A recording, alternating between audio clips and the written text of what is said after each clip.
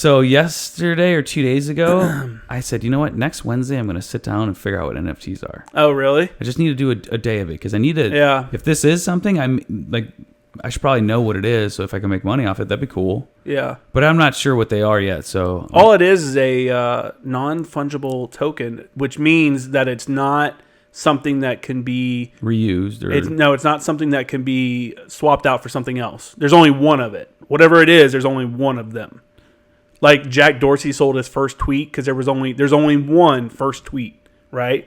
And all you're receiving, the NFT, is basically a verified certificate of authenticity. That's basically it. That's what it is. So when someone goes, hey, I have this meme, I've screenshotted this meme, you can be like, I own the actual meme. Like, I own it. Here's the NFT showing that I own it. Which would be the equivalent of saying, like, let's say I took a picture of, like, a 1925 baseball card. And I go, look, I got the same thing as your baseball card. I got a picture of it. Right. And someone goes, no, I've got the baseball card. It's the same thing. It's just digital art. But do you have to create the digital art, right? Well, yeah. So you have to be good at art to own an NFT? No. And it's not just digital art. I was looking at it the other day because this is the first time I've ever done it. I'm definitely not an expert in it. But there's like music, there's fucking websites, like there's all kinds of stuff that could be sold on it. It's going to be a whole different marketplace. So can I turn anything into an NFT? Yeah, I mean, I guess you could. And you know, the weird thing is, like, let's say someone buys the NFT that I placed online, which you can find the link at my Instagram, jcreamermedia. Nice. That's my other one that I never plugged. That's my photography one. So I put up a photo I took. Actually, that photo right there. Yeah. So if someone buys that NFT, they own the certificate of authenticity of that digital image. But I still own the actual image. So I can still take it and go, I'm going to put it on a poster and sell it. I'm going to put it on a t-shirt and sell it. The person that bought it can't necessarily do that. It all depends on... What's the point of owning it? Just to say you own it? Yeah, basically, for sure. It's just like, what's the point of owning a Babe Ruth baseball card? So who puts the value on it? The buyer. And so if a buyer comes to you and says, for $20, I want that, you can sell it if you want. And the reason that artists are moving their stuff into NFTs, like selling the rights to their stuff through NFTs, is because, let's say I'm a painter, right? And I sell a painting to you for $200. Someone comes over to your house, they're like, dude, that painting looks amazing. I'll give you $15,000 for it. And you only paid $200. I only made $200. Well, when you sell it, you don't have to give me any of that. That's your painting now. When you do an NFT, when I sell you an NFT, I can choose up to 10% as royalties. I can go, I'm going to add a 2% royalty. So anytime this is ever sold in the future, no matter what the price, I get 2% every time. So if I sell you this NFT and then you turn around and sell it, and let's say this becomes like, let's say NFTs become massive, and you've got a bunch of them out there that are floating around, and people start buying them, and they start becoming more rare or more expensive because they're some of the original ones or whatever. Every time it gets sold for, let's say one sells for $1 million and you have a 5% royalty on that, you get 5% of that $1 million. You know what I'm saying? So it just protects the creators then? It helps the creators maintain, like, hey, I get a little bit of money for the thing that I created. That's like a musician who a music company owns the rights to their songs, so they can't play them unless they get permission, or they can't, they don't get anything from it unless they signed it into their contract. This way, you sell it, it doesn't matter. You don't even have to worry about it because it happens automatically. So if I buy an NFT from somebody, can I sell the NFT without them getting any money? Or they will always get money? They will always get that royalty. So I don't necessarily have to create an NFT. I could just buy one at an early stage that may be more expensive and resell it. But how is there like a search bank for NFTs that I go to that are just like a fuck ton of NFTs? Yeah, there's a couple places now. People can look it up. There's places to buy them. Just look up like NFT marketplace. So if I'm like, you know what, I want to get in NFTs, how do I know like what's a good one?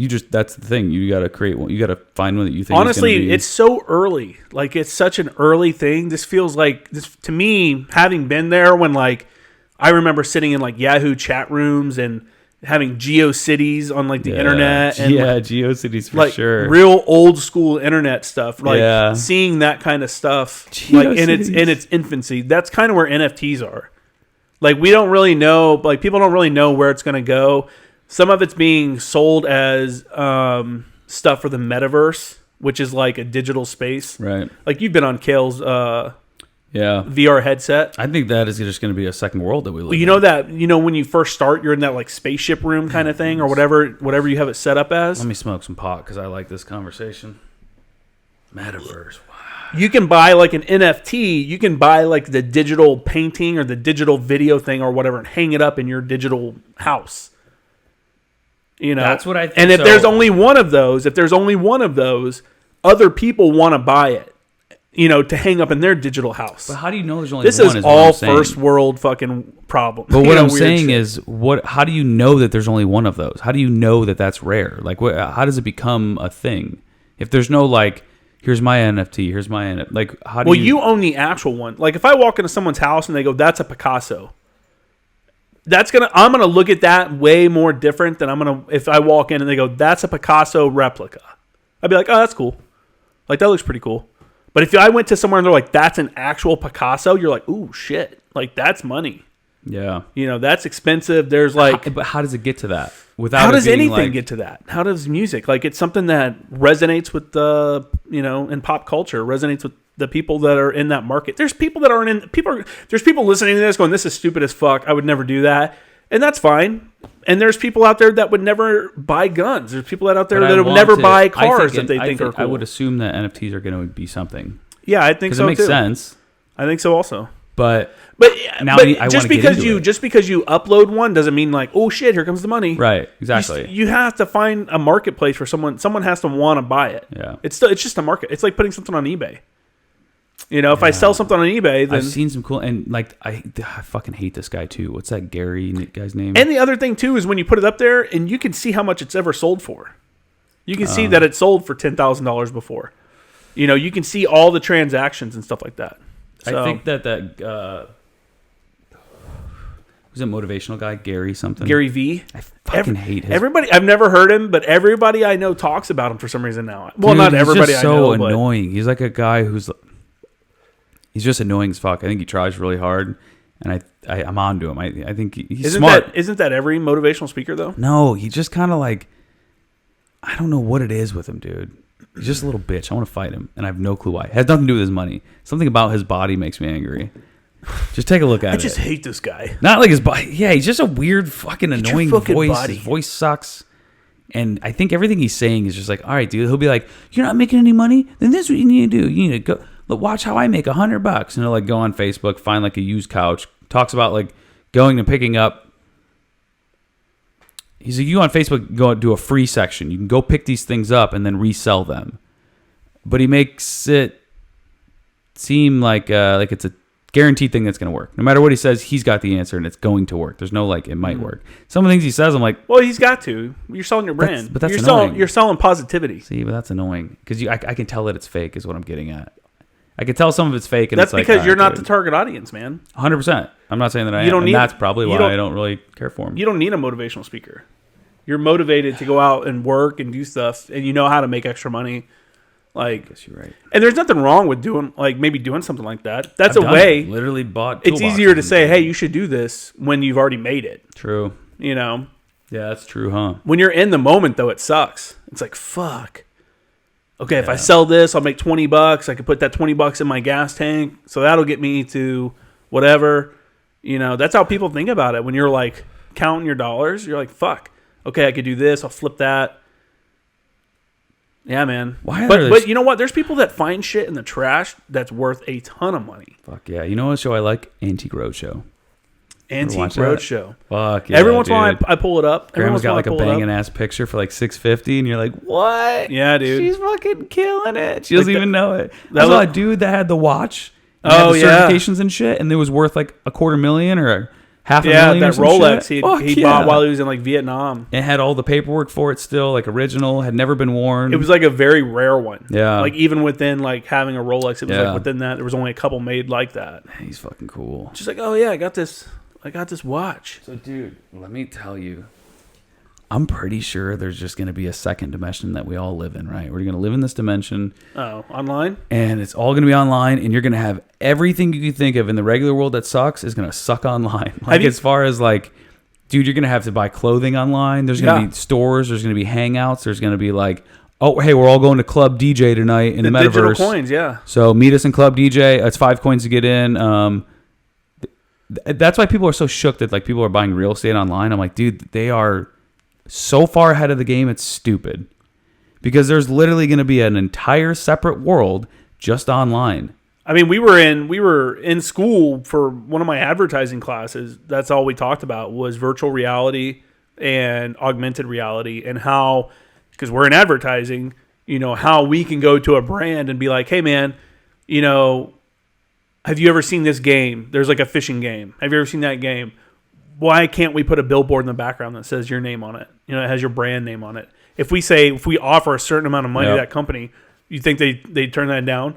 So, like, people in my profession that are doing marketing stuff, they're already looking at that. They're already like, how can I, okay, when I go Nike and Adidas and shit like that, I want my avatar to wear Nikes. You can't just wear Nikes in the fucking Metaspace if you wear fake ones. You know, it's just like wearing fake ones here. If you have the legit ones, and they'll have like special edition ones. And it sounds so stupid, man, but I see how my kid likes buying fucking skins for his video games, for his players on his video games, and all his buddies. Yep. They're all like, check out this player I got. He got a new fucking hood, or he got this.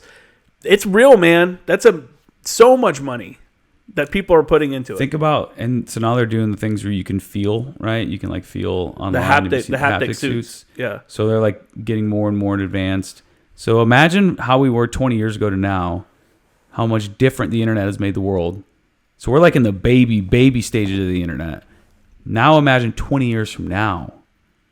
Like virtual reality, so the one that Kale had, is it just the first one, right?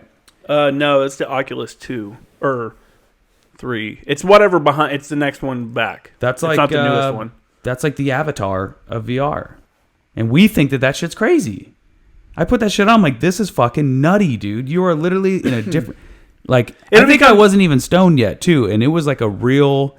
When you get in this room, dude, it's like everything just looks kind of real. A little bit. You know it's fake, but at the same time, you're like, I could dig this. And then you step into that other realm. You have to, like, get out of a vagina in this little... and then you're in a totally different world. When you're outside of your safety space. Fucking wild to me. And you get that little wall, that digital wall. Imagine how cool that's going to be in 20 years from now. Yeah. You know, like, crazy. Imagine, so now I'm in Okinawa, Japan, in the Marine Corps.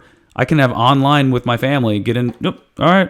You can sit and watch a basketball game with them. There's going to be like different. You and their avatar sitting next to each other. I did it. I was telling you about it. I was watching an NBA game. Yeah. I went to an NBA game on there, and I was sitting there, and other people with their avatars, and you could turn the mic on and talk. And fucking like talk to each other if you wanted. Or you could just turn it off and just sit there and watch it. And you can move up the aisles and stuff. So you could be courtside. And it was weird, man. It was weird. Like watching the game. It felt like you were sitting in front of them playing. Like, it was fucking weird. I bet you're going to be able to buy, like, courtside tickets and shit. Yeah. Once it becomes a thing where there's only so many seats within the stadium or whatever, they're going to sell tickets for it. At some point. Fucking wild is that? Dude, you're going to go to a live football game? Hey, are you getting concerts? Are you guys going to the concert tonight? Is it VR or regular? Oh, it's VR. Okay, yeah, let me go check. You can see Jimi Hendrix in concert.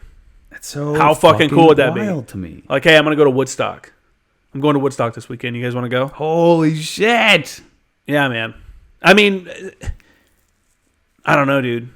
It's a different thing. What I think is going to happen, I was watching Joe Rogan the other day, and I think Beeple was on, or whatever his name is. Have you heard of that guy? Beeple? He was on Joe Rogan? Yeah. That guy's a millionaire. Like, he sold an NFT for like $60 million.